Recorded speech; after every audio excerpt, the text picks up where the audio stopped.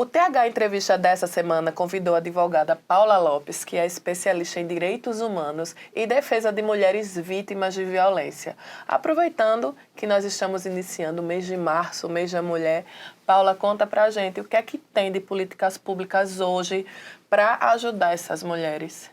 Bom, quero primeiro parabenizar todas as mulheres pelo seu dia, pelo seu mês, né? Lembrar que não é somente no 8, né, que a gente tem que comemorar e falar sobre o direito das mulheres, mas o ano inteiro.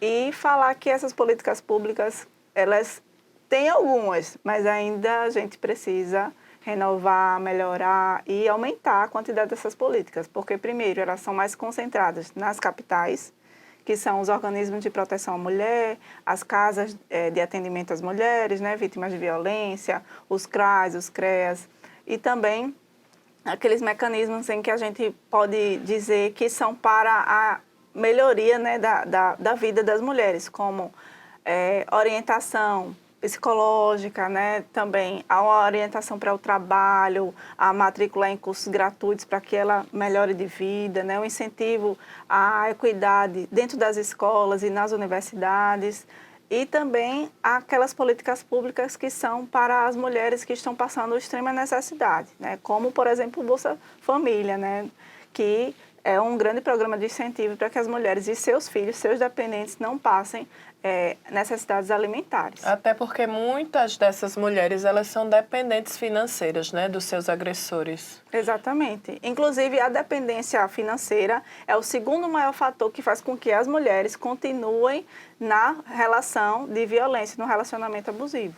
E você tem uma associação, né, Paula, que atende essas mulheres? Exatamente. Eu tenho o Centro de Defesa dos Direitos da Mulher, que é uma ONG. A gente montou ela desde 2018, inclusive a gente está comemorando agora 5 anos, né, da nossa ONG, e ela foi feita justamente para isso, para atender as mulheres, protegê-las, né, acolher nesse momento tão de dificuldade, tão frágil, que é o momento do sofrimento, né, com a violência, e também fazer com que elas possam, né, mudar de vida, melhorar de vida. É uma ONG que fala mais de vida, na verdade, do que de violência.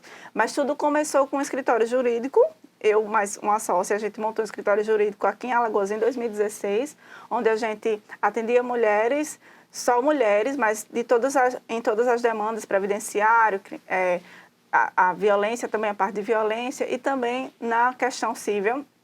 E aí a gente começou a receber muitas mulheres, como era um escritório especializado, né, e com esse recorte de gênero, começamos a atender muitas mulheres que eram vítimas de violência, e a maioria saíam de suas casas ou com seus filhos e não tinham como alimentá-los, ou saíam numa situação de fugir, né, porque se voltassem poderiam morrer, se denunciassem também poderiam morrer. Então, a gente sentiu a necessidade de trabalhar a rede de proteção da mulher, porque não era somente falar denuncie, denuncie, denuncie. A gente percebeu que a mulher que denunciava, mas que não tinha nenhuma política pública que amparasse ela lá na frente, ela acabava retornando para o agressor ou morrendo, ou sofrendo violência outras vezes. E aí, isso daí fez com que a gente pensasse num projeto maior, que ia para além dos muros, né, do nosso pequeno escritório. E aí foi quando a gente montou o Centro de Defesa dos Direitos da Mulher. A localidade também para a gente foi uma coisa pensada e, ao mesmo tempo, coincidiu com uma casa, né, que nos cederam na parte alta da cidade, especificamente no Conjunto Santos Dumont. E aí, quando a gente estuda a violência, a gente percebe que a Cidade Universitária e o Benedito Bentes são os bairros em que mais se comete violência contra a mulher, em Maceió. Então, isso também está relacionado à questão, né, uma questão social, de onde tem mais pobreza, tem mais violência. Também, a questão de gênero perpassa por isso, senão não acontecia violência na Ponta Verde, né, no Aldebaran, nos bairros mais abastados da cidade.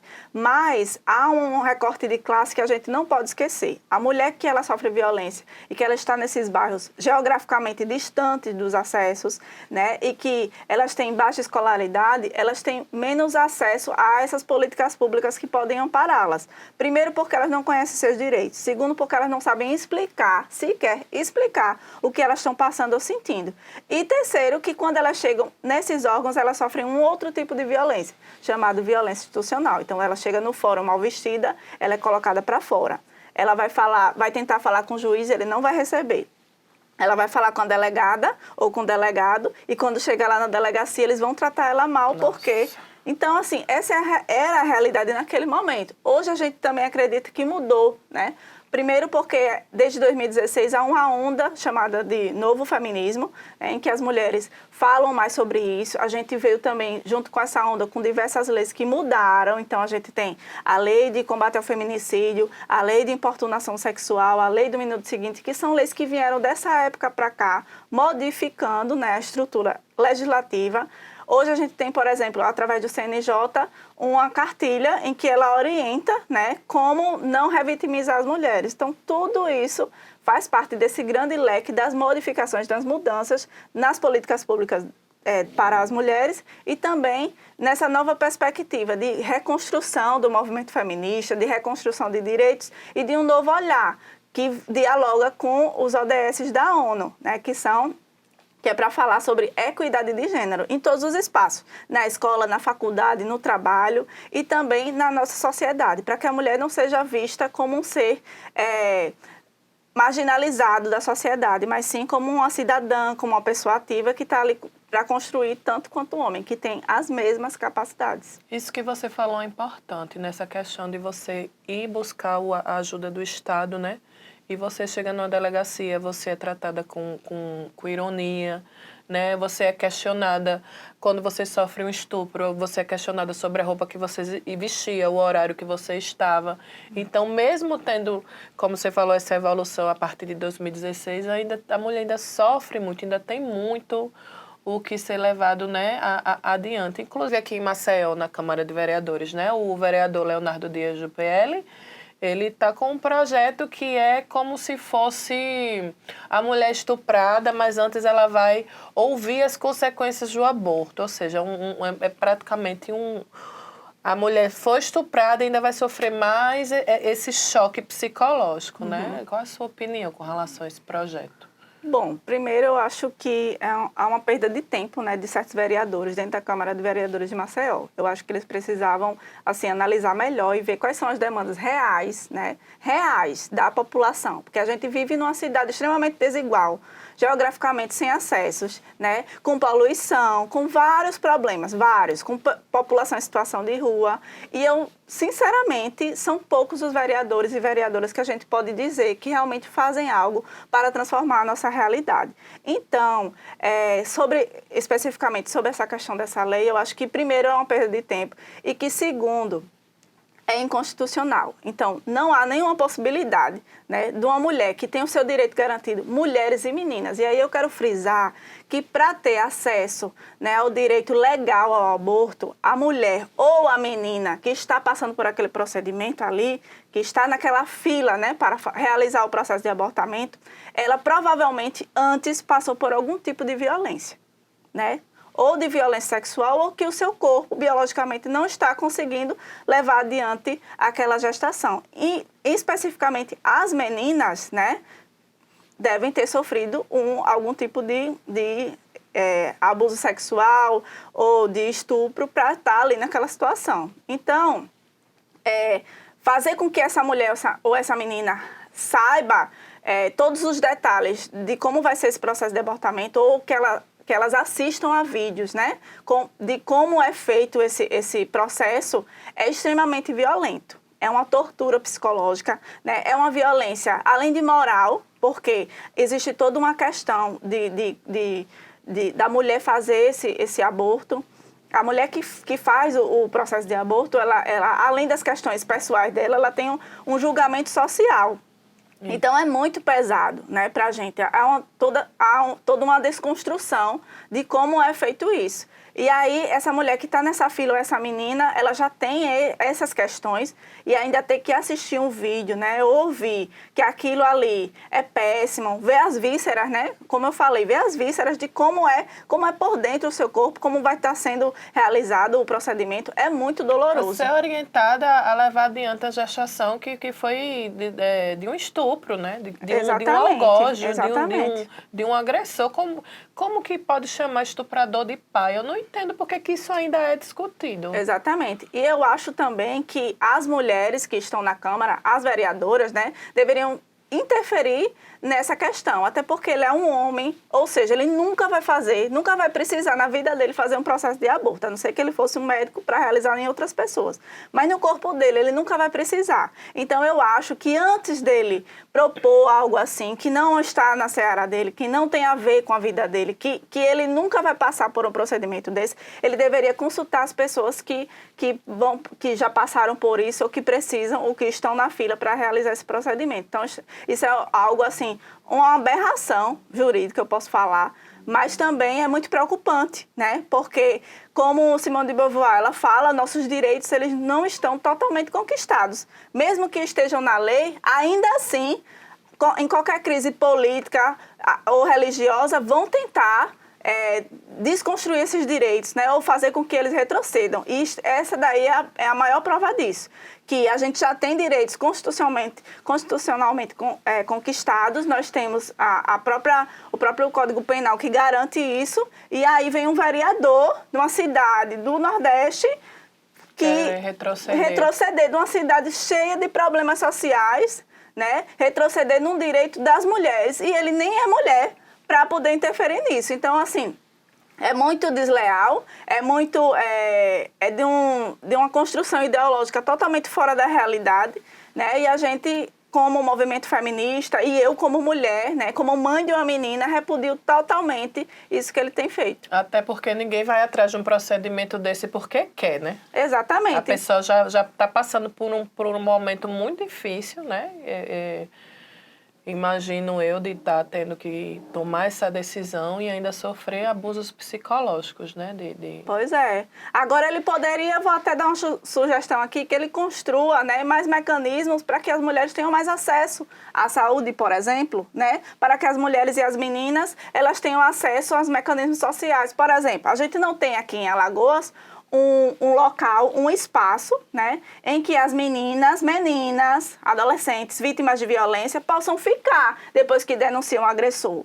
Por que o senhor não propõe, por exemplo, que se construa esse espaço, né? E aí as meninas que sofrem violência acabam tendo que ficar no Viva a Vida, que é o local de atendimento às mulheres vítimas de violência, quando estão correndo risco de morte. Então, isso daí já seria uma proposta que pode ser feita, né, para que a mulher que sofre a violência sexual, ela tenha amparo posterior, para que a rede seja melhor, para que ela tenha condições de superar essa situação de violência e não violentar mais uma vez, principalmente num lugar extremamente sensível como é um hospital. Exatamente. E essas mulheres que sofrem violência, né, elas têm uma casa de acolhimento, porque até quando denuncia e consegue medidas protetivas, a gente vê muita mulher com medida protetiva que é agredida, que é assassinada. É verdade, isso é muito difícil. Mas a gente também sabe agora que esses últimos dados mostraram que a maioria das mulheres que morreram no feminicídio, elas não tinham denunciado. Mas eu também tenho uma explicação para isso, porque as mulheres que denunciam e não são atendidas pela rede de proteção, elas acabam falando para as outras mulheres. E elas vão dizer, não denuncie não, porque quando chegar lá você não vai ter onde ter amparo. Mas, ao mesmo tempo, quando a gente vê que as redes funcionam, as mulheres também sabem que funcionam. Tem mais coragem. E vão ter mais coragem. E a maioria dos casos também no interior. Como é difícil, né? Você tá num lugar, numa cidade pequena, em que você vai ver o agressor o tempo todo e que você não tem um amparo, não tem uma rede de proteção, não tem pessoas que possam lhe tirar daquela situação de violência para você reconstruir sua vida. Então, tudo isso é muito difícil, mas é possível de superar. Tem que ter boa vontade política para construir esses espaços. Tem mais algum tema, Paula, que você acha importante a gente falar hoje? Tem, eu quero falar sobre o 8, né, que a gente está construindo.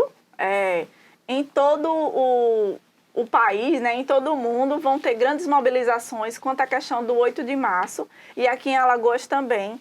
Então, eu quero convocar toda a sociedade alagoana, não somente as mulheres, mas principalmente as mulheres, para que compareçam dia 8 na Praça Centenário, né, a partir das 15 horas. Nós vamos fazer uma grande mobilização, vamos descer até o centro e lá na Praça Deodoro vamos ter um ato, né, cultural, com declamação, com bandas, apresentações, falando e puxando palavras de ordem que dialogam com políticas públicas, pelo fim do feminicídio, pela democracia, contra a fome, né? E também para que as mulheres elas tenham uma sociedade melhor para viver. Viver dignamente com seus filhos, com condições financeiras, né, de reconstruir suas vidas, mas também de viver, porque a nossa luta é pela vida. Então, enquanto tem gente que fala que a gente defende bandeiras como, por exemplo, a legalidade do aborto, para falar de morte, nós dizemos, nós defendemos a vida das mulheres e das meninas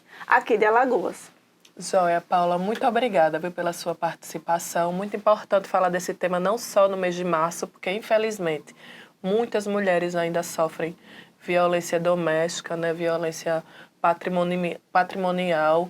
Inclusive, tem um tema que eu gostaria, em outra oportunidade, se a gente puder falar, as mulheres divorciadas, como que o judiciário ainda é tão machista, né? Porque você sai do casamento com filho e 100% da responsabilidade financeira, emocional é da mãe. Por que que o judiciário ainda vê como justo, né, um genitor participar com 30% dos seus rendimentos, o genitor visitar o filho a cada 15 dias? Será que um dia o judiciário evolui para enxergar essa mãe melhor, né, com mais humanidade?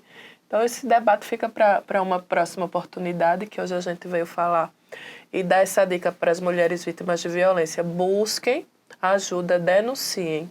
E esse foi o TH Entrevista dessa semana.